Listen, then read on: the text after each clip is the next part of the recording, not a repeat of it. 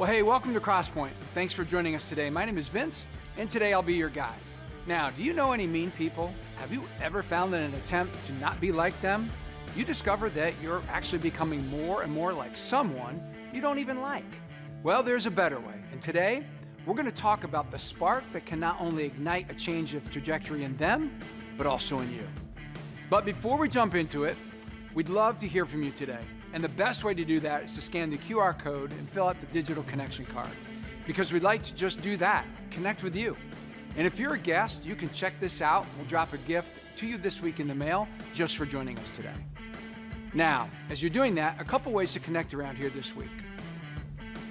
First, next weekend, Crosspoint is going online only. That's right.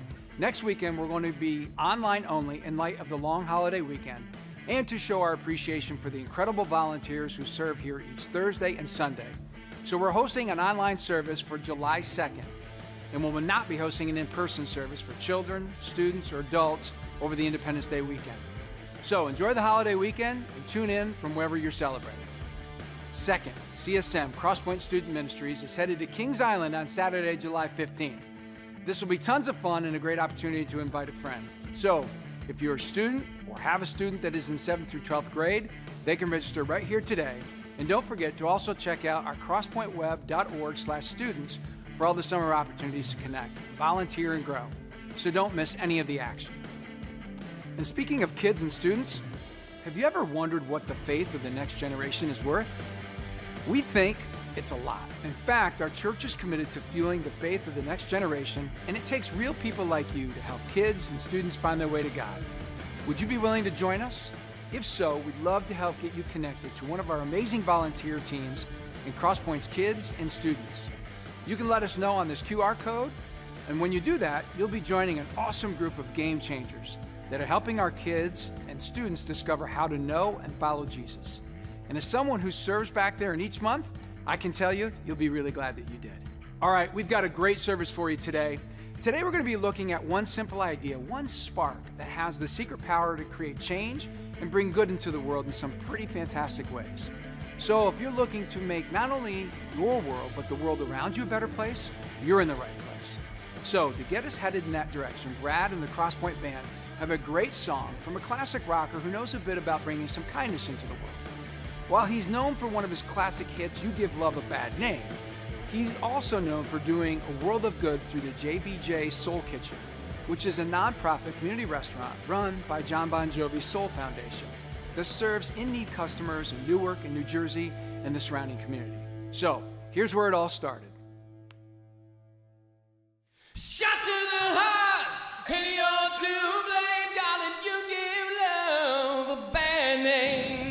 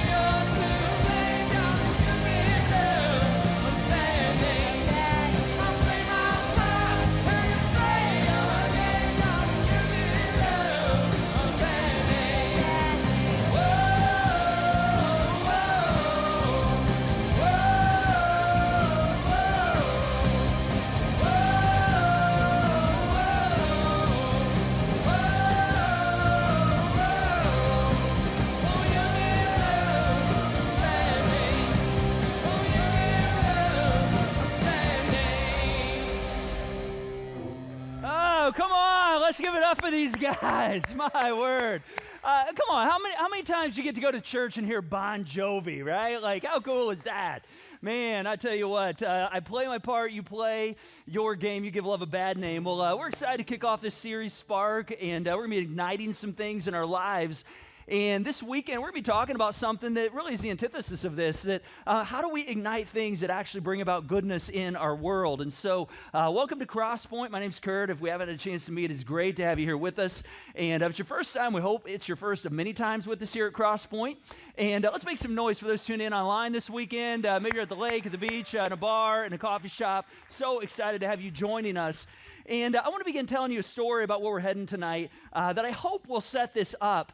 A couple weeks ago, my wife and I got away for a little trip to the Northeast coast for my 50th birthday. I had a 50th birthday recently. I know I look all at 33, but I'm 50. And so on our flight home out of Newark, we loaded onto the plane, and it was a very low flight. Like there's maybe a third full on the flight. So we're cheap. I'm cheap, so I don't like to buy seats, that I have to pay for it. They can just assign me one. So I just let them assign me a seat, and for whatever reason on this flight, they put us all in these like 4 or 5 rows. Everybody who didn't buy a seat, they jammed us in shoulder to shoulder, in like rows 23 to 26. And we were one of the last ones to get on the flight. So, we're like, hey, we're just going to walk to the back because there's like 10 empty rows and find an empty row. And the flight attendant, as I'm going by, she looks at my device and she's like, oh, your seat's right here. I'm like, oh, well, we're just going to like go back here and, find an empty row. She's like, no, your seat is right here. I'm like, yeah, but like there's like 12 rows open back here. She's like, sir, this is your seat. And so I just kind of played along, and, there's a lot of things I could have said. Wish I would have said it, at least at the moment. And, I don't know, 3-4 minutes later after they shut the door, she said, all right, sir, I'm going to let you move. And she gave me the option to move back a row or up to, the exit row, which I'm like, we'll absolutely take the exit row, leg room. And so, when we come up to that row, she's like, that's fine. She's like, read this, and then I'm going to give you a test at the end. I'm like, kind of laughing up, like, all right, we sat in the exit row a few times. She's like, no, seriously, read this, and I'm going to give you a test.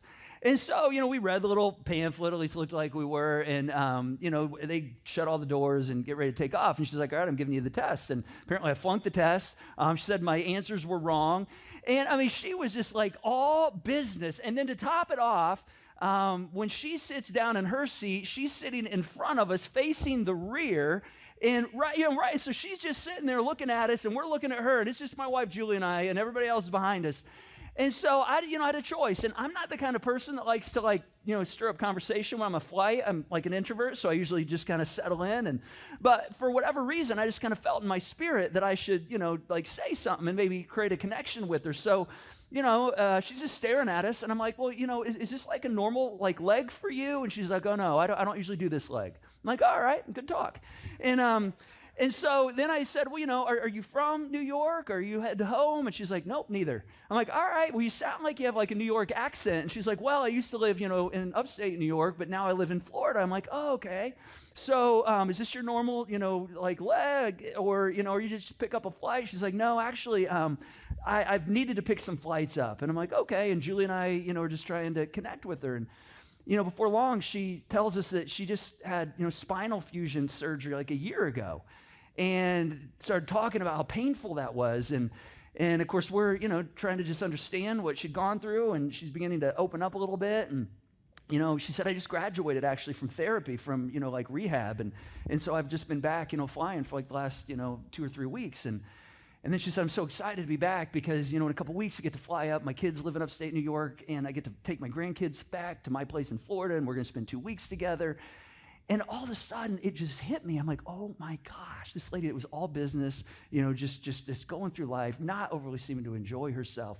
Something as simple as a couple questions, taking interest in her, all of a sudden, it sparked something, and all of a sudden, she became a real person in front of us. She's no longer just about the business. She's a grandmother. She's somebody who had needs. She's somebody who was talking like a normal person.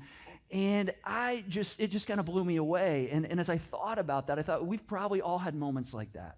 I mean, have you ever stood in front of a waiter or a cashier, that just, looked beyond stress? I mean, weighed down perhaps by life. And you just flashed a smile and something just lifted in their spirit. And so I want to talk about this weekend. I want us to look at the spark, the secret weapon of kindness. And as we do this, Greg Atkinson wrote a brand new book. It's called The Secret Power of Kindness. And he says this, he says, kindness is a secret weapon. It disarms people and it breaks down their defensive walls. I mean, it's something as simple as a smile, something as kind as a compliment, something as simple as affirming someone, asking how they're doing, asking about their day, taking interest in them, thanking people. I mean, I've just been discovering through multiple encounters over the last few weeks, I mean, this can turn somebody's day, perhaps even their week, their month, and even their year. In fact, when you think about this word, humankind, which, kind of represents all of us, what if we thought of this word as two words right here? I mean, because the kindness is like embedded into this phrase when we separate it into two words, but it just seems that too often, this is like a lost art form right here. And so as we begin this series, Spark, ideas that change things, I want us to think about this whole idea of kindness today and how this moves the needle. And let me just state the obvious real quick, because some of you are going, I thought we were talking about new things. Well, this is actually not a new idea, right? Kindness, it might even to you be a bit old-fashioned, but I think it's incredibly powerful because I think kindness is actually omni-relevant. Meaning, I think it's relevant at any given time. In fact, I love how Ivan Pavlov put it. This is a guy that's like he was a neurosurgeon, psychologist, the guy of like Pavlov dog fame and, like stimulus response fame. He said, if you want new ideas, he said, read old books and they'll ignite something in you. I think the same is true with virtues. I think if we want new things, sometimes we got to look at some of these tried and true virtues and just see, okay, what does this do if we lean into this? How does this begin to spark something in us? In fact, I learned something a number of years ago from a guy by the name of Mark Batterson, and it's kind of a theory for everything that, the answer to kind of every prayer that I have is actually just, God, I want more and more of your spirit right here. All right, to which you might go, okay, but how does that get you the answers to some of your prayers? What about like when you need more peace or when you need more joy or happiness? Well, those are actually all fruit of the Spirit, just like kindness is actually one of the fruit of the Spirit. And so, again, I just think the more we go after God's Spirit, the more and more we actually experience these virtues. And I think we would all agree that, when you are around somebody that just has kindness, like is clothed with kindness, it's like you never want to leave them, right? I mean, we've probably all had people in our lives, and as I talk to friends, as I think about my own experiences, I mean, I can tell you the one thing that has made the difference in my life is when somebody does something that's just simple, pure kindness that just stands out. It's like, oh my gosh, that virtue, that value above any other leaves a mark. It leaves a mark. And so why is this such a powerful concept, this idea of kindness? Well, I think part of it is because it's found in the reflection of our Heavenly Father. In fact, God actually mirrors this virtue in his reputation. In fact, we're going to look at something the Apostle Paul says in just a moment in Romans chapter 2. And if you're newer to Crosspoint, we like to talk about the Apostle Paul a lot around here. I mean, we like Jesus too, but Paul wrote more than half of the New Testament. And Paul's the kind of guy that if like you're new to church, you're not sure about faith, Paul wasn't either. He didn't grow up in this. In fact, he was against Jesus. He was against Christians. He was arresting them, putting them into prison. He was trying to kind of push down the movement of Jesus until he became one. He all of a sudden just had a day where he changed his mind, where he did an about face, and then he began to try to tell as many people as possible. And so we see why that's the case in this verse right here. And one of the reasons is because of what he says right here. He says, God's kindness actually is the thing that leads you to repentance, which I think is Paul's story. He's like, I wasn't a fan, but repentance actually means to change your mind, to have a different mindset. He says, all of a sudden, I recognize God's kindness, and it caused something to change in me. Meaning one of God's greatest tools for change is that he shows us his kindness. And if that doesn't work, you know what he does after that? He shows us more and more kindness. And perhaps we can learn something from this and follow suit. In fact, we see this like over and over and over again in the life of Jesus. In fact, there was one episode in Jesus' life when he was interacting with his team, and they were kind of on their final descent into the city of Jerusalem. At least Jesus knew it was. The team didn't know that. Jesus talking about things like, hey, guys, some horrible things are going to happen when we get here. I just want you to be prepared. And they're like, Jesus, why do you keep talking like that? Why do you keep talking crazy? Like, nothing's going to happen. I mean, if we're with you, what could go wrong? And so this is like the days right before, he's arrested and tried and goes to the cross. And then so Jesus says, hey, guys, I just want to leave something new with you. I got a new idea for you, a new command, and I just want to give it to you. And so here's what it is. He says, I just simply want you to love one another, to which they're all like, Jesus, we've heard that before. Like, we've talked about this before. That's nothing new. And I think he just looks at them. He's like, guys, I'm not through. Give me a moment. And in this next moment, it's almost like he's being super clear with them. He wasn't just commanding them to feel something. All right, he's commanding them to actually do something. And what he says next is actually the thing that, in my opinion, changed the world from that day forward. Because what he said next, it trumped the golden rule, love others the way you want to be loved. It trumped the great commandment, to love God, love others. He looks at them and he says, guys, as I have loved you, so I just want you to love other people that way.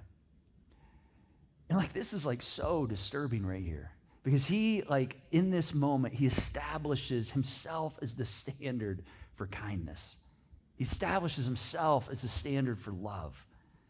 And he's just trying to be real simple. Not simple as in easy, but simple as in super clear. He's like, if you want to spark something amazing, it starts right here. I just want you to love others the way I've loved you. Now, if we put ourselves in the shoes of Jesus' team at this moment, they're a bit at a disadvantage to you and I. Because see, you and I, when we hear this, we immediately go to thinking about the cross. We think about what Jesus did on the cross, the extravagant, ridiculous level of love he showed us there. But see, these guys, they didn't have that context. That hadn't happened yet.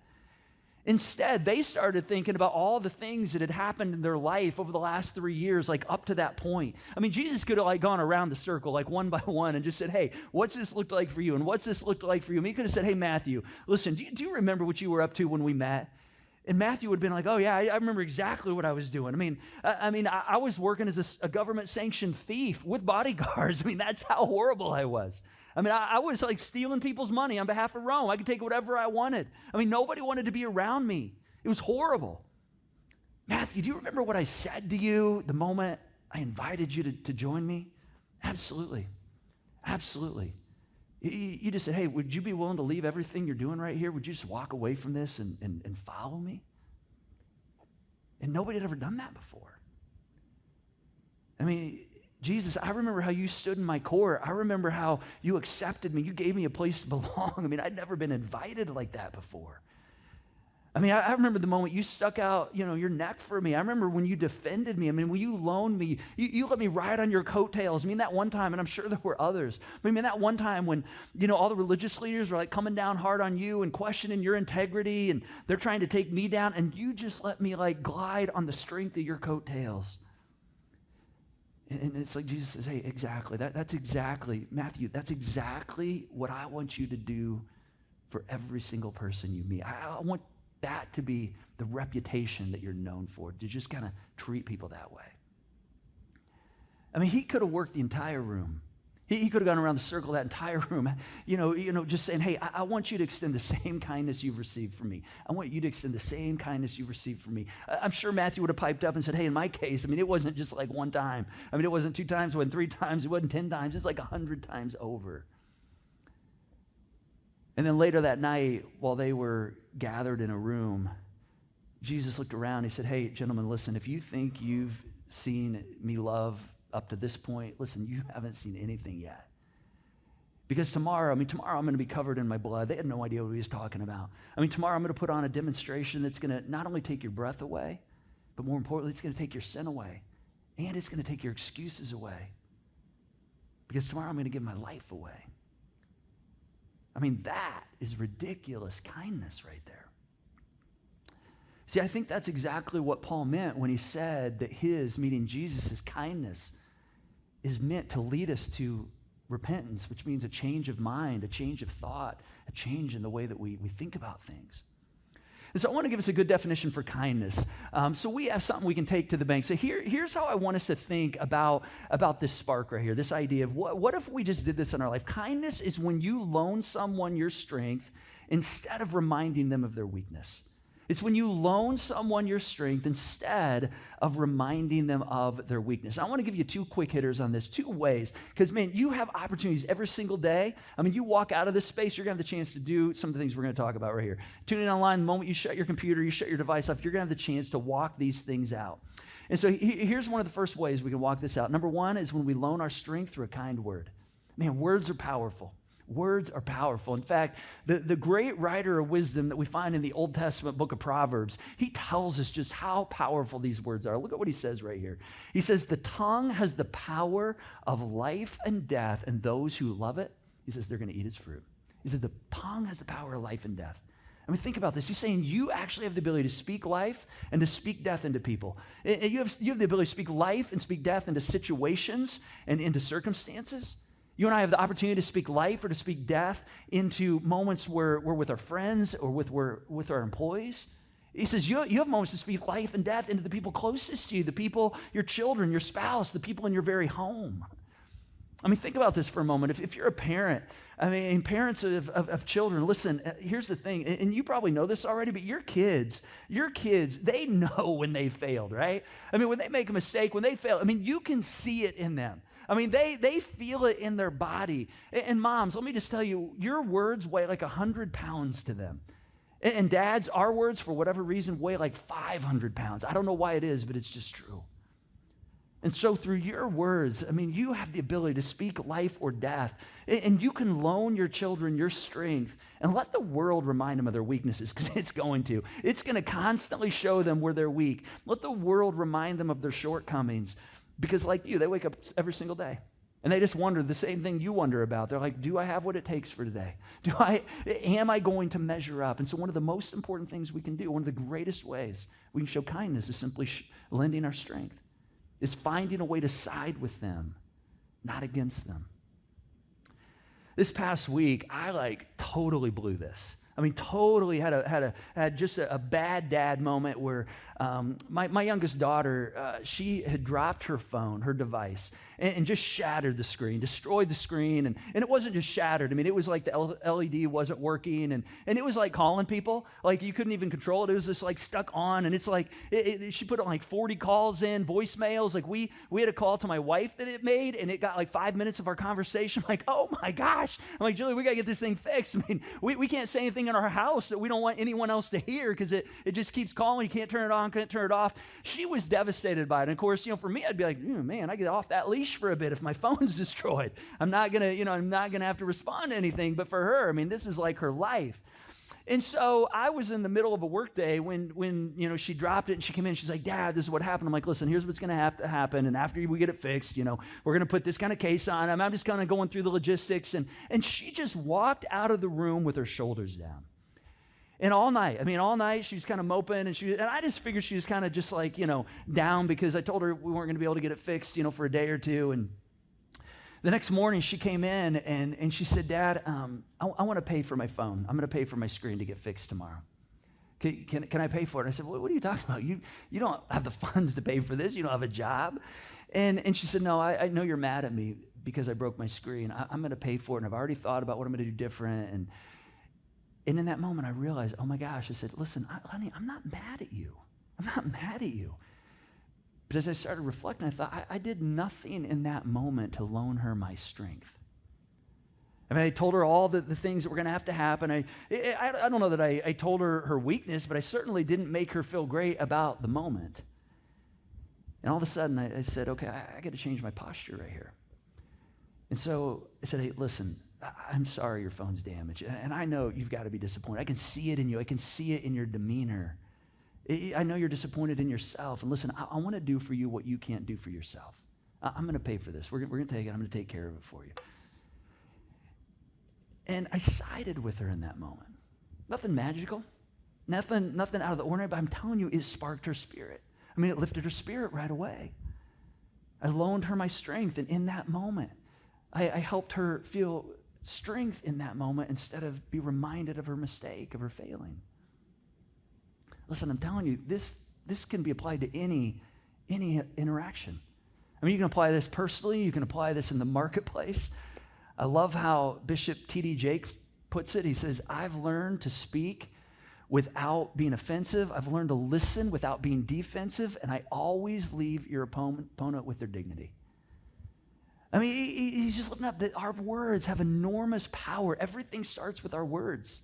I mean, think about this. Your next life, the next season of your life, your next move actually starts with your words. It starts with the words you choose to say to yourself and about yourself. It starts with what you say to others. It starts with what you say to your direct reports, with what you say to your family, to your friends, to your neighbors, to your kids. I mean, think about this. When we change what we say, I mean, not only will that spark someone's day or perhaps their week and even their month, but it sparks something in you. And so the first thing we can do when it comes to kindness is we can loan our strength through our words. Second thing we can do is we loan our strength through our deeds. We loan our strength through our deeds. Now, I want to go back to the Apostle Paul here for a moment because, again, this is a guy who wasn't into Jesus, and then he changed his mind. He's into Jesus. And after he does that, he starts starting churches all over the Mediterranean Rim. And he has this like deep affection for these people that he's leading. I mean, this is one of the places where I get Paul. Like, I mean, he so wants to see the people that he is leading be successful. He's like, I so want you to get this. I want you to know what it's like to thrive in these areas of your life. And so he starts writing these letters and coaching. These people are trying to kind of stumbling through, okay, what does it mean to know Jesus? What's it mean to follow Jesus? And what's it mean to exhibit, to kind of exhibit his reputation of kindness and goodness in the world? And Paul begins to observe something. He begins to notice that there's certain things going on in these people's lives that are kind of getting in the way of them being able to do that. In fact, again, in his book, Atkinson talks about this. He says, as humans, as Christians too, sometimes our hearts can get locked into places of pain and fear caused by our experience in the world, misunderstandings about God, or our own unreasonable expectations of ourselves. Once we become enmeshed in misconceptions, anger, pain, or perfectionism, it can become tough to see ourselves kindly, let alone emit kindness to the world. I think Paul's seeing this. He's like, oh my gosh, this is what's going on right now. We need to get back to the basics. So the Apostle Paul, he kind of reverts back to Jesus' idea we just looked at. This idea of, okay, I got a new idea for it. I just want you to love people the way that I've loved you. And so Paul takes this and he puts some specific words to it. And in one of his letters to this group of Christians, this group of people who are new to their faith in Colossae, here's what he says to them. He says, therefore, as God's chosen people. Now, I want to pause right here for a second because there's something loaded in that first phrase right there. See, so many times we think we choose God or we choose Jesus, right? That we choose if we're going to put the weight of our life into who Jesus is. But what this reminds us is not only do we choose God, but this says, hey, guess what? God chooses you. That God's for you. God's a fan of you. He says, therefore, as God's chosen people, holy, and look at this phrase, dearly loved. He says, I want you to clothe yourself with something. I want you to clothe yourself with compassion. All right? And so this is another derivative of what it means to be kind. And so when we dig into the Greek text, the original language of this verse right here, this word compassion, it has a greater depth than you and I have an understanding of it in our English language. All right, so you and I, when we think about compassion, I mean, we might say things like, I love you with all my heart. All right, that might be the way we express love to someone. But in the Greek culture, they wouldn't say, I love you with all my heart, because that's not where you feel things. All right, instead, and this is a bit gross, all right, the junior high boys are going to like this. They would say something like, all right, I love you with all of my bowels, all right, all my guts, all right, because that's where you feel things. And so what Paul's saying right here is, I want you to clothe yourself with something that every single one of us have experienced. When we see somebody go through something, when we see something that just breaks our heart, when we see somebody that breaks someone else's heart, and we just go, oh, we have that sense, like it's not in our chest, it's not in our heart, it's actually in our gut, it's in our stomach, where you just get this sick to your stomach feeling. He says, I want you to feel it in your bowels. In fact, you should try that when you go home tonight. If you have daughters, just say, hey, honey, I love you with all my bowels tonight. Just see how it goes. I'm sure they're going to love it. All right? But this is what Paul's talking about right here. And so here's what's important. Here's what compassion is. I'll give you another definition right here. Compassion is when you feel what the other person is experiencing. Right? Compassion is when you feel not only see, but when you feel what the other person's experiencing. Which is it's different than saying to, your kids, hey, well, you should have studied harder. I mean, I know that's not the grade you want, but you should have studied harder. That might be a conversation for later, but that's not compassion in the moment. All right? Or saying, hey, sorry, you should have worked harder. I know you didn't get where you wanted, but you kind of got what you deserved. I mean, that's not compassion. It's when you give off this idea of you go, oh my gosh, I I feel it in my gut for you. I can tell that this isn't what you wanted. I'm feeling what you're experiencing. He says, I want you to put this on. I want you to wear this kind of compassion. I want you to clothe yourselves with this. And then he goes on. He says, therefore, as God's chosen people, holy and dearly loved, clothe yourselves with compassion. And then he says, here's our word right here, kindness. And again, what's kindness? Kindness is when you loan your strength to someone else. Kindness is when you extend yourself. Kindness is when you put on this new habit of saying, I'm gonna give people and I'm going to loan people what they need. And somebody walks away and goes, oh my gosh, that you are so kind. That was so kind of you. Why did they say that? You know why? Because it wasn't expected. Because you didn't owe them anything, but you chose to loan out your ability. You chose to loan your strength. You chose to loan your capacity. I'm telling you, there are opportunities to do this every single day. And listen, I'm telling you, when this happens, you spark something amazing. Just like Rodney Smith Jr. did back in 2015 in Huntsville, Alabama. He began something called the 50-yard challenge. And instead of me telling you about it, I want you to hear his version of the story. Take a look at this. My name is Rodney Smith Jr. I'm the founder of Raising Men and Women's Lawn Care Service, and we mow free lawns for the elderly, disabled, single parents, and veterans. I was in my senior year of college in Huntsville, Alabama, and that's when I came across an elderly man outside mowing his lawn. It looked like he was struggling, so I pulled over and helped him out, and that night I just decided I'll start mowing free lawns. I came up with this idea to travel to all 50 states, mowing free lawns. I realized I could start mowing for different causes to bring more awareness for breast cancer. I customized a lawnmower. I sprayed it all the way pink. I auctioned that lawnmower off. I raised $5,000 mowing with cops. So I had a special lawnmower that looked like a police car. Last year was my 9th 50 state tour. That one was completely for veterans, and I had an American flag mower. Our 50-yard challenge is a challenge that we have issued to kids nationwide and worldwide to mow 50 free lawns in their community. They'll make a sign saying, I accept the 50-yard challenge, and in return we will send them a t-shirt along with safety glasses and ear protection. And once they mow 50 lawns, I drive to wherever they are. I present them a brand new mower, weed eater, and blower. To date, we have about 2,000 kids nationwide, and we also have kids in 8 other different countries. And you got some kids that are starting off mowing, then fall comes around, so they're raking leaves, then winter comes around and they're shoveling snow. So they really have their hands full. And one of the requirements for the 50-yard challenge is kids are responsible for finding their own lawns. So that's another way they can go out in their community and meet people they probably normally wouldn't have met. One kid in particular is a kid named Wesley. When he first signed up, his mom was telling me that he was a shy kid. He always kept to himself. He wasn't that very outgoing, but after he started the 50-yard challenge, he started opening up. He started meeting a lot of veterans where he lived in Michigan, and he formed those relationships. You know, that meant a lot, you know, just to see that this program affected his life in a positive way. So you got kids like that, like Wesley, all over the country. At a young age, I used to mow lawns as a chore, and I disliked it. But God took something I disliked and turned it into something I love to do. And every single day, I get to mow free lawns, and I get to encourage kids around the world to get out there and make a difference one lawn at a time.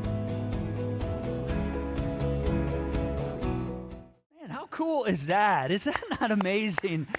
The 50-yard challenge. And you know what's crazy about that kindness right there is that kindness unlocks kindness. That's what happens. Kindness unlocks kindness. I mean, we heard the story of Wesley right there. Andrew McPeak, he just released a new book called Ready for Real Life. And he talks about another guy named Norris who took on the challenge to mow 50 yards and just seek out his neighbors. And while he was doing this, in his little Louisiana town, he actually got caught by the police. And being caught by the police in his town is a little different than other towns because the local law enforcement had just created this new program when they caught young people doing good in the community, instead of issuing them a citation, as usually you would expect when you get approached by a law enforcement officer, they actually issued them a certificate for a free snow cone just for being kind and doing good in their community. And so Norris, once he got this certificate, within the next week, he completed his 50th yard. And guess what happened? Rodney Smith Jr. showed up at his house. Not only did he show up at his house, but he showed up with a lawnmower, a blower, and a trimmer, and allowed Norris to continue to serve his community and continue to share the kindness. I mean, it's absolutely amazing how kindness unlocks kindness. But see, perhaps the biggest win in the whole thing was that this kindness actually ultimately affected Norris's identity.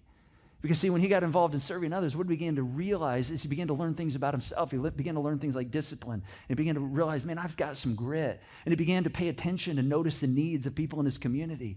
And he began to realize that he actually has control over his attitudes and over his destination. I mean, these are all soft skills. This is what's called emotional intelligence and why it's so needed in our world today. And this all became about because of the spark of kindness.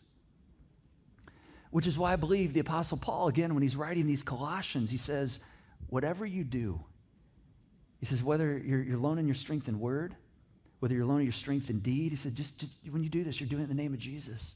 Listen, what he's saying is you're actually emulating the reputation of Jesus, and that will be a spark for some pretty amazing things. Now, let me just address the elephant in the room for a moment, because I know what some of us are thinking, all right? Because I've thought this a bit myself.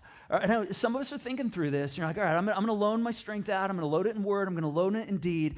All right, Curt, how am I going to get anything done? All right, I mean, if I'm just like at home with the kids all day, I mean, maybe, but I mean, I can't even give time to that if I'm taking care of the kids. I mean, but if I've got like a demanding job, if I've got metrics I got to meet, if I've got to make sales, if I've got to make sure the marketing's, sharp, if I've got to make sure my contractors are all, hitting their time frames, like how do I do that with kindness? All right, I mean, Curt, this is the stuff that I would expect like a pastor to say. I mean, I get it. I mean, God says it's a good thing, but like how does this work? And I just want you to know I'm with you. I mean, I'm driven. I have metrics. I like to see results. And so I have the same question. And so let me help you through this kind of the way that I have been able to get through this. See, the thing that allows me to lean into what Paul's talking about right here is the guy who says it. All right, the guy who says it, the Apostle Paul, listen, he accomplished more in 3 years than you and I will accomplish in our lifetime. All right, I hate to tell you, but this is a guy, nobody's going to be talking about you 2,000 years from now, likely, all right? I mean, nobody's going to be quoting you, all right? You may have a cool company, you may have a cool app, but I just don't think 2,000 years from now anybody's going to be talking about it, all right? But this guy, the guy who's saying, hey, if you just lead with compassion, with you lead with kindness, you're going to spark something in the world. This is a guy who, traveled all around the Mediterranean on a boat you and I wouldn't even step foot on. This is a guy who goes through dangerous waters. He got beat up. He got stoned with rocks, not, like that kind of thing. I mean, he's a guy who got snake bit. He's shipwrecked not once, not twice, but 3 times. I mean, I could go on, and he starts these churches all around the Mediterranean rim with people who are adverse to God. And yet the reason you and I are here today isn't because of something he wrote down. It's not even because of something he said. It's because of something he did. Because he took on the reputation of his Savior, Jesus, and he said, I'm just going to represent this kind of kindness the way Jesus did. And he did it all without electricity, Advil, or Tylenol. It's amazing. So the point is this is possible. Right? It's not natural, all right? That's why it's a secret power. And so let me ask you, who do you have around you today? Who perhaps in your life just needs a little kindness?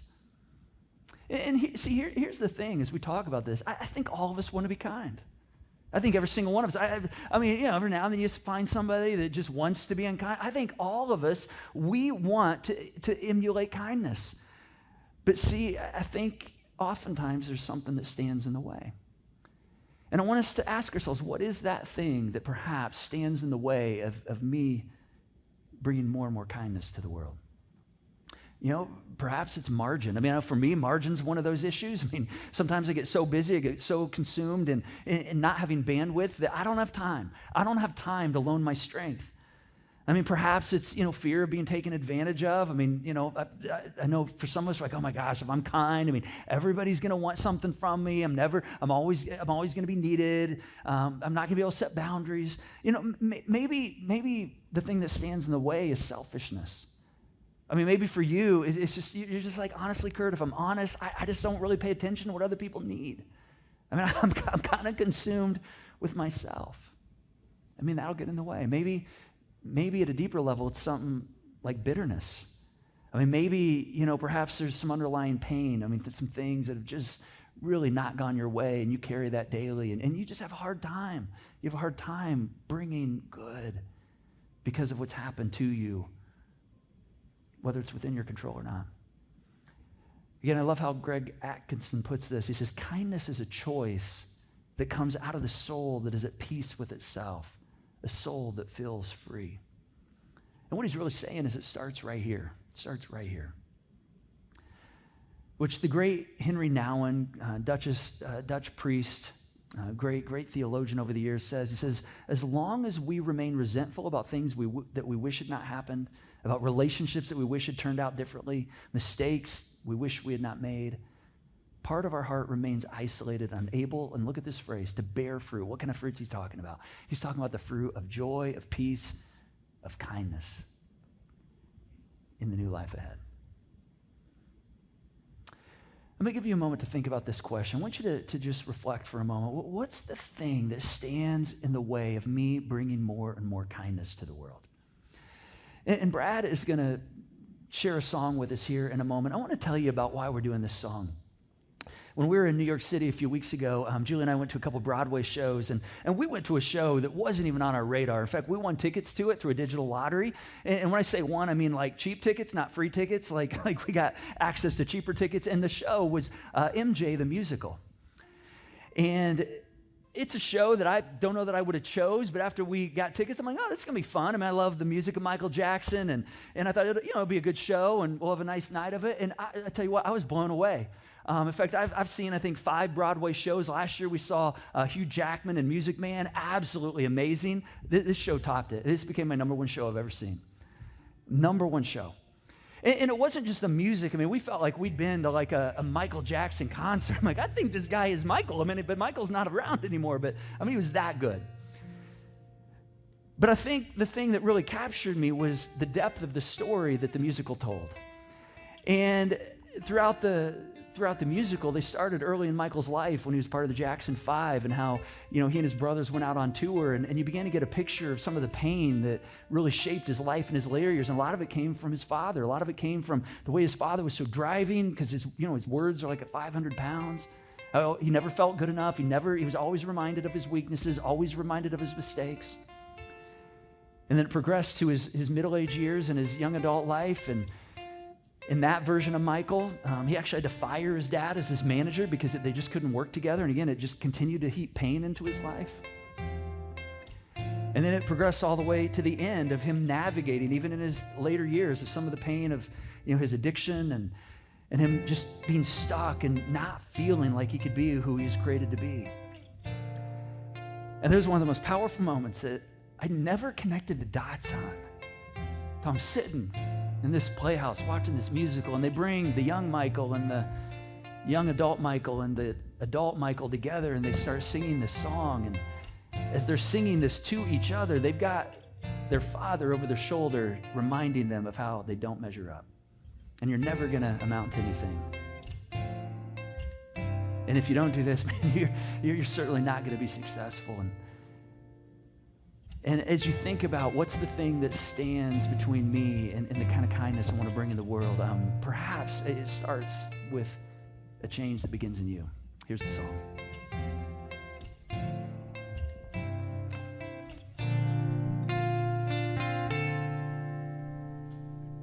I'm gonna make a change for once in my life. It's gonna feel real good. It's gonna make a difference. It's gonna make it right. As I turn up the collar on my favorite winter coat, this wind is blowing my mind. I see the kids in the streets, not enough to read. Who am I to be blind, pretending not to see their need? I'm summer's disregard, I'm broken bottle top, and a one-man soul. They follow each other on the wind, you know, 'cause they got nowhere to go. That's why I want you to know I'm starting with the man in the mirror. I'm asking him to change his ways. No message could have been any clearer. If you want to make the world a better place, so take a look at yourself and then make a change. Na na na na na na na na na.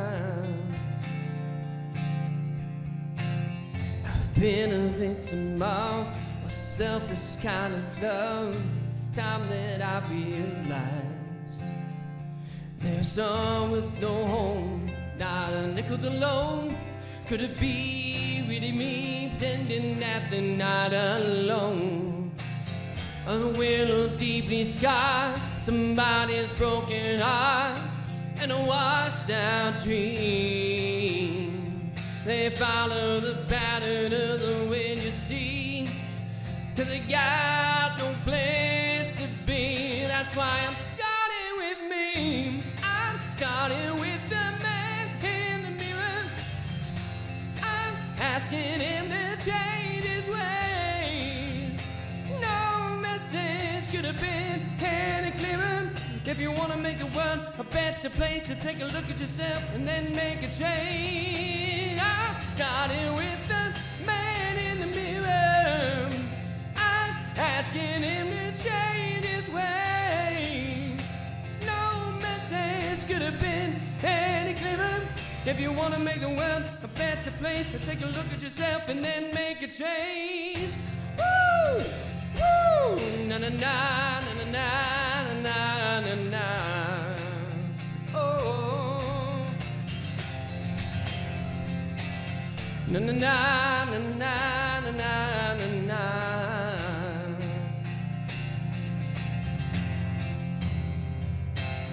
Na na na na na na na na. Hey, let's pray together. God, first of all, thank you for your kindness that it just is so ridiculous to us. And as we sit in this moment, we think about, well, what's the thing standing between us and us bringing and reflecting that kind of kindness in the world? We want to start right here. In fact, the whole idea of, the great commandment, love you, love others, it's actually a three-dimensional idea. It really starts with loving ourselves and giving ourselves the kind of grace and the kind of kindness that you exhibit to us. And so as we think about what that means for us, as we think about maybe the change, whether it's in our bandwidth or maybe some change in our focus and getting outside of ourselves, or perhaps there's even some trauma. Maybe there's some things we just need a healing, a salve, a cleansing of, because we're dealing with some resentment, some bitterness. God, I just pray that your Spirit would sweep through and do that work right now.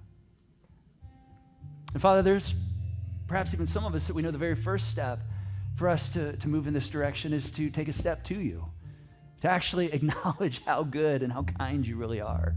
And perhaps we're seeing that for the very first time, and we just want to step into that right now.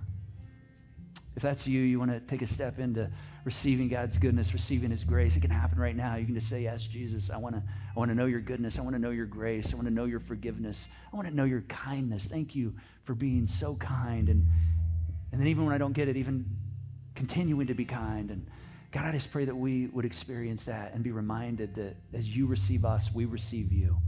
And that kindness never stops. And so God, I just pray that Spirit would be developed in us, that you would grow that Spirit in us so that we would embody this whole idea of kindness and goodness and compassion in our world. Because we know when that happens, man, it sparks some pretty amazing things. So thank you. Thank you for modeling this in your reputation to us. Amen. Amen. Amen. I tell you what, if you took a step to receive from God for the first time, perhaps, we'd love to know that. We'd love to celebrate that with you. So let us know that on your connection card. And as we end, I want you to go ahead and stand with us. We're going to sing a song as we get out of here that kind of invites that spirit to come. And I want to just give you one more story of just how simple this is. All right, you have opportunities all around you. This week, our team was meeting out in the Commons in one of our team meetings on Monday, and we had a lot of stuff in and out of the building, a number of meetings, finance meeting. We had a local business that was coming in and using some space. And in the midst of a lot of activity, a mom and her 2 kids walked through the front doors of Crosspoint, and man, she just looked like heavy. She's had a weight to her. And I was in the middle of a meeting. My assistant walked out, Amy, and she just, talked with her, and, the kids did some things, and I got back in my meeting, and then I saw them kind of walking out the door later.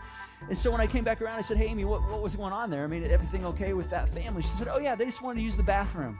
I'm like, oh, that's it? She's like, yeah, they'd been turned away 3 times of places up and down Oleo Road that wouldn't let them use their bathroom. She's like, by all means, use our bathroom. I mean, listen, there are opportunities for kindness all around you.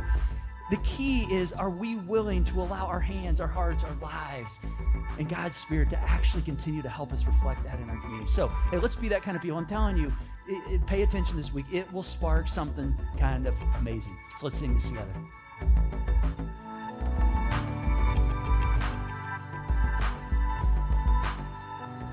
Our lives, our hearts, our hands, we're reaching out to see you move again. We can hardly wait. Come flood this place. We're ready now. It's all about to change. Let your kingdom come. Let your will be done. Let your fire fall. Let your fire fall. Open the heavens. Pour your spirit out on us. Unleash your presence. Jesus, come alive in us. Open the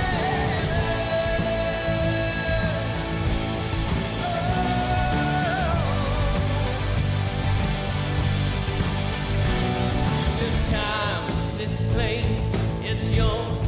Unlock the gates and open up the doors.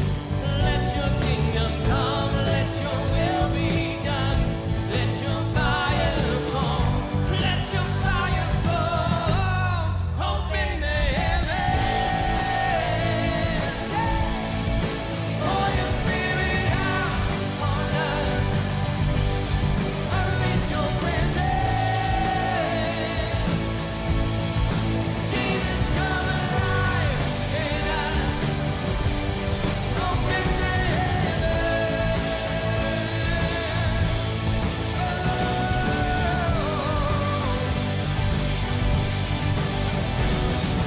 Darkness trembles, mountains shake. What was dead now comes awake.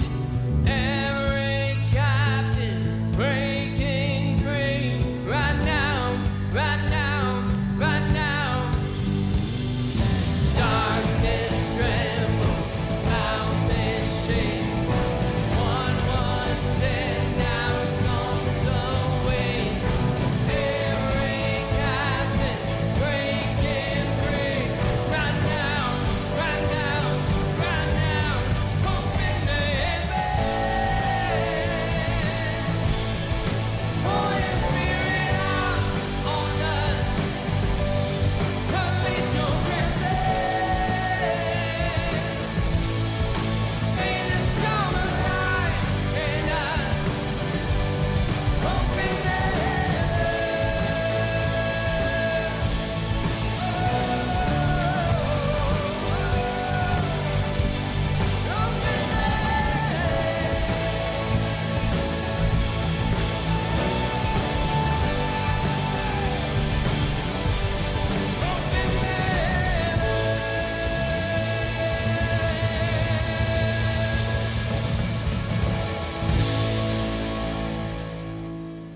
That's our prayer for you this week. Not only that you would experience more and more of God's Spirit and goodness, but you would be encouraged, because when more and more of God's Spirit is alive in you, I can assure you that your world and our world will be a better place. Now, if you made the choice today to take advantage of the goodness and grace that Jesus brings to us by taking a step to trust Him as your Savior and leader, we'd love to celebrate that with you. So let us know on your connection card. And if you'd like someone to pray with you today, simply text the keyword "need prayer" to 317-834-7373. And a member of our prayer team will be in touch with you today. For those of you who are givers, I just want to say thank you. You make all of this possible with your generosity through the Joy Box. And if you want to become a giver, you can go to the Give button at the top of the screen or crosspointweb.org/give, and know that when you do that, you're empowering this message and all the crazy goodness and hope that comes out of this place. I personally want to thank you for that. All right, thanks for joining us today. We'll see you next time at Crosspoint Online.